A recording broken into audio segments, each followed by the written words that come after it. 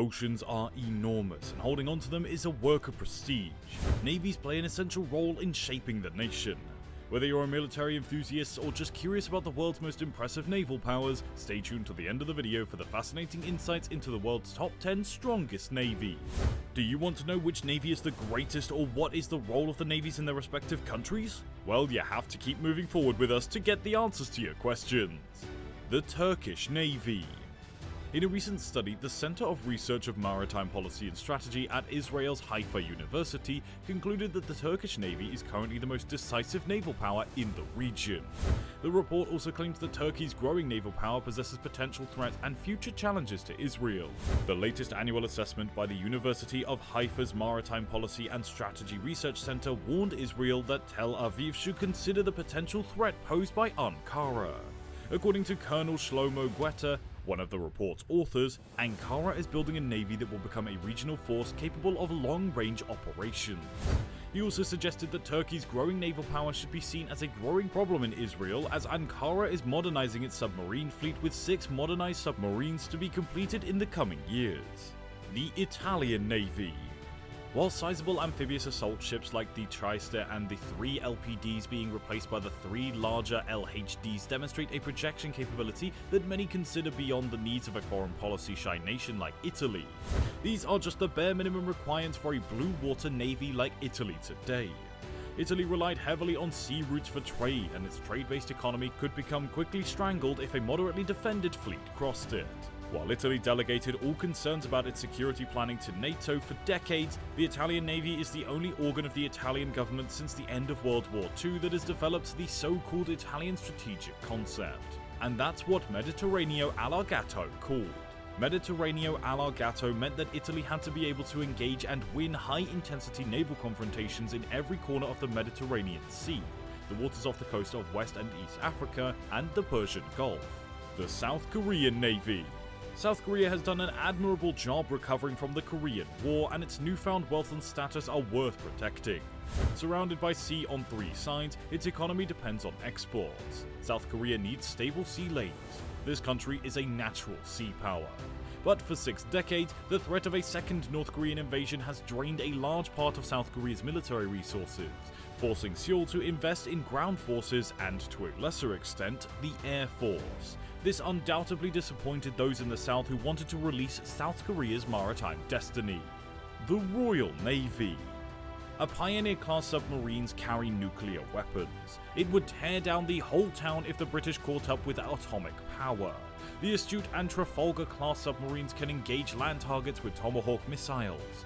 Never underestimate the power of a fully equipped submarine. The Queen Elizabeth-class aircraft carriers are a significant step forward from the ships they replace. With a fleet of 40 aircraft and a service capability of over 65, they can project broad air power. The LPD-class Albion is loaded with Royal Marines. The Daring-class destroyers and Duke-class frigates carry an impressive array of anti-aircraft and anti-surface missiles. Both carried anti-submarine aircraft, depth charges, and torpedoes. Britain has been a sea power for centuries and will continue until no one is left to need soldiers. The French Navy. Like Great Britain, the French Navy has a modern and multifunctional force consisting of an air force, surface combat aircraft, and submarines. The carrier fleet is limited to 1 ship, but provides the necessary control systems for the formidable Rafale fighter jets. The submarine fleet comprises 10 vessels, with more to come, reviving the aging cohort. The destroyer force has received an excellent modernization from the Aquitaine class, as the Floreal class will be retired. Up to 17 ships form a mine-proof fleet, significant given the French coast. The OPV force consists of 14 new, some old ships, but generally capable. Looking ahead, the French Navy is focused on aging its nuclear submarine fleet, frigate firepower, and offshore patrol capabilities. Only a few countries can be as powerful as France. They have overseas territories to defend, so a blue navy is needed. The Japanese Navy. Japan may have an aging population problem, but its navy is very advanced. Tokyo could still rival Beijing's navy, perhaps. There's a large fleet of fast and powerful destroyers, advanced diesel-electric attack submarines, and amphibious ships capable of towing tanks and other ground troops. It can hunt submarines, engage invading fleets, and shoot down enemy ballistic missiles. Despite all the weapons, this isn't the Navy. It's called a group of armed officials. The Japanese Maritime Self-Defense Force is a self-defense force that aims to overcome the country's constitutional restrictions on armed forces. Japan's strongest surface fighters are the Kongo-class guided missile destroyers. The four ships, Kongo, Kirishima, Myoko, and Shokai, were all named after the battleships and cruisers of the Imperial Japanese Navy, a practice that was once shunned but gained popularity as memories of World War II faded.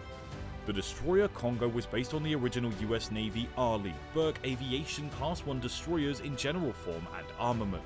Like the Burke class, the core of these ships is the Aegis combat system, capable of tracking and engaging air defense threats. It also provides Japan with a national ballistic missile defense system. Only the two Kongo can protect most of the country. The Indian Navy. The Indian Navy has taken some steps towards blue waters, but a national focus on blue waters must go beyond rhetoric and take action on the ground. As part of modernization, the introduction of naval missile technology has further strengthened the strength of the Indian Navy.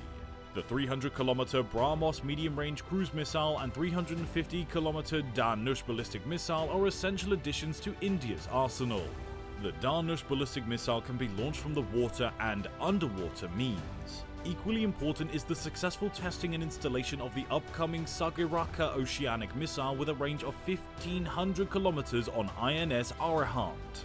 The Russian Navy. The Russian Navy is divided into four types of combat: surface troops, submarine troops, naval forces, and coastal troops. Support units on water and land. Naval Special Forces brigades are part of the General Intelligence Directorate attached to the respective navies, and piracy troops and assets fall under the coastal forces. Submarine and surface power from the backbone of the Navy. The Russian Navy maintains a rigid structure whose command levels can be directly matched to respective ground and air forces according to military regulations. The PLA Navy from China.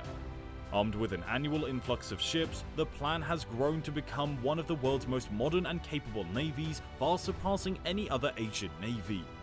During the year, one Type 094A ballistic missile submarine, two Type 075 helipads, three Type 055 cruisers, seven Type 052D destroyers, six Type 056A corvettes, six Type 082II mine anti-aircraft vessels, one cable-laying ship, and three scout ships Type 927 towed ships. The large number and variety of modern ships with the plan lend itself to the growing confidence fueled by nationalism fueled by an increasingly militant Communist Party. And finally, the US Navy. The modern United States Navy maintains a significant global presence, deploying troops in areas such as the Western Pacific, Mediterranean, and Indian Ocean. It's a navy able to project power to the world's coastal regions, participate in peacetime forward operations, and respond quickly to regional crises. The US Navy was one of the first to install a nuclear reactor on board a naval ship. Currently, all active US aircraft carriers and submarines are powered by atomic power. In the case of the Nimitz-class Pages, the two reactors on board give the ship nearly unlimited range and provide enough electrical energy to power a city of 100,000 people. So that was all for today. I hope you've liked our video. Subscribe to our channel Military Knowledge to keep you notified of such exciting stuff, and also don't forget to leave a comment or your feedback. See you in the following video.